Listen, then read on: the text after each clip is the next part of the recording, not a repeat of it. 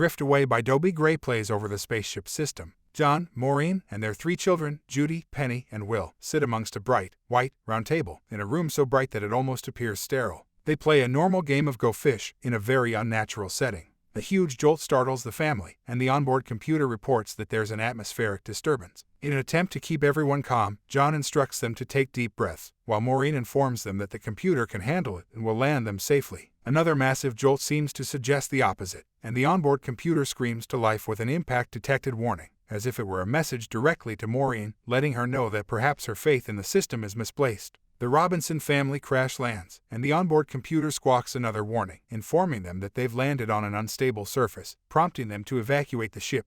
During the impact, a supply cabinet was violently thrown from its holding, effectively pinning Maureen's leg to her chair. The family aids Maureen in escaping, and they make their way to an escape hatch, but Will is the only one small enough to fit through because it's been partially blocked due to the crash. The rest of the Robinson family must walk around, leaving the youngest and most skittish member of the family, Will, to fend for himself momentarily. Precocious Judy tells Will to stay put. Being young, he does the exact opposite and steps off of the wreckage onto a barren, frozen tundra-like landscape.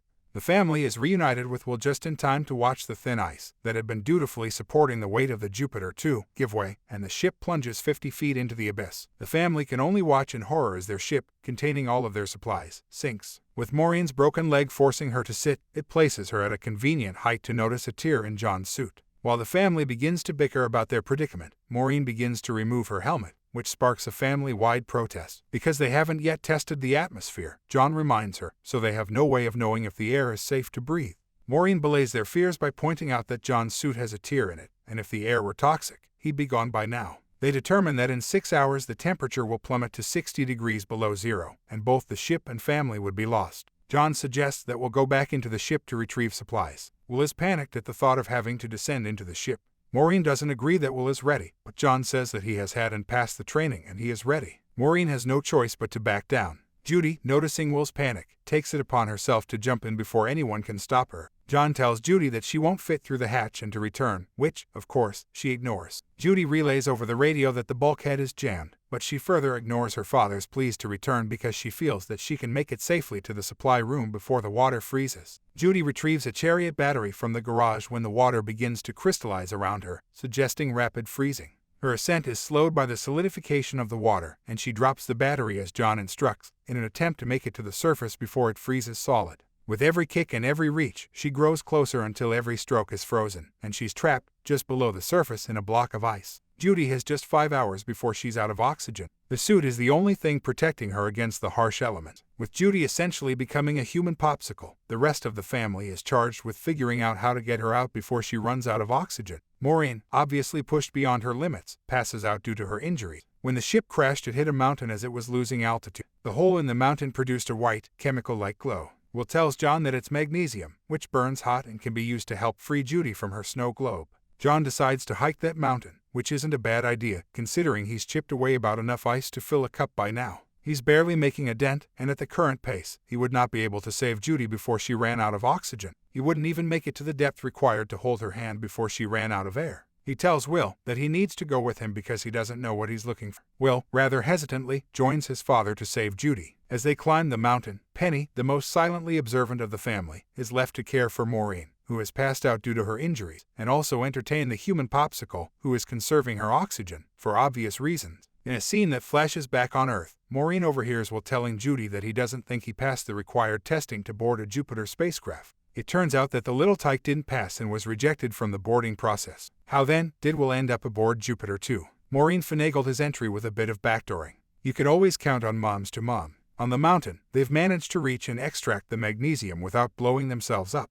Just as they're prepared to leave, the mountain gives a rumble causing an ice shelf to collapse, and Will falls deep into a crevice. Communication between Will and his father is temporarily broken, until Will gathers himself and exits the ice into a lush, green forest with thick vegetation. Once he's in the open, communications are restored and he tells his father that he's okay, but that he is unable to get back up to. Will makes note that there are bound to be animals around. John tells Will that he must go back to free Judy, but will return for him. After a bit of protest, Will tells John that he has to save Judy, though not without trepidation. Maureen is in a great deal of pain, and Judy, the flight's medical officer, has determined that the fracture in Maureen's leg has caused compartment syndrome. Judy tells Penny that they will need to do a fasciotomy to relieve the pressure from Maureen's leg. Doing nothing would risk necrosis and possibly death. Judy instructs Penny on how to do the fasciotomy, and Penny performs wonderfully while Judy chills out, awaiting the results of the fasciotomy and rescue. Will, sitting peacefully amongst the foliage, begins to notice tiny lights floating about, similar to fireflies. As they dance around him, he's spurred to explore his surroundings after making an unsuccessful attempt to raise the other Jupiter ships on the radio.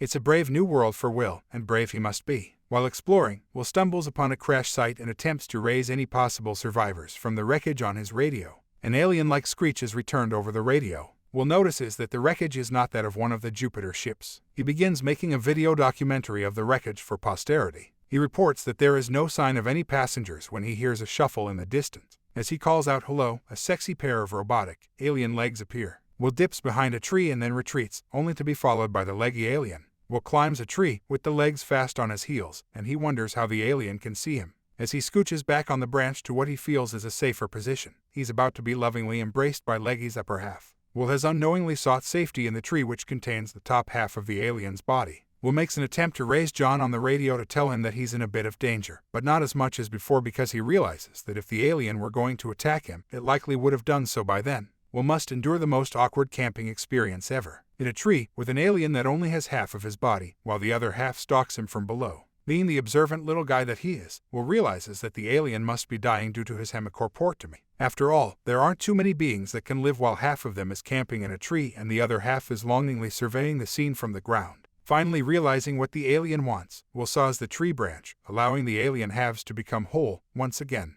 But there's been a fire raging around them, and Will has no path to escape. The alien life repays Will's kindness and whisks him off to safety. John returns with the magnesium, but time is dangerously close to running out for Judy as she has only 68 minutes of oxygen remaining. John applies the magnesium, and the ice begins to melt. In a cruel twist of fate, it also begins to rain, as both Maureen and John perform a frenzied dig to retrieve Judy. Judy, through gasping breaths, asks her parents to tell Will that it's not his fault. It is in this moment that all family members present become painfully aware that Judy will not survive with their efforts alone. Appearing out of nowhere, comes Will to the rescue. The fully assembled alien not far behind frees Judy from her icy tomb and then uses his alien peers to radiate heat, keeping the family from freezing to death, at Will's behest. The family are together once again, and safe. In a flashback scene, we see the Resolute as a structure similar to a mothership, in which smaller ships can launch and dock, and also includes living quarters for the occupant. An alarm blares on board, instructing all passengers to evacuate temporarily due to a breach in the ship.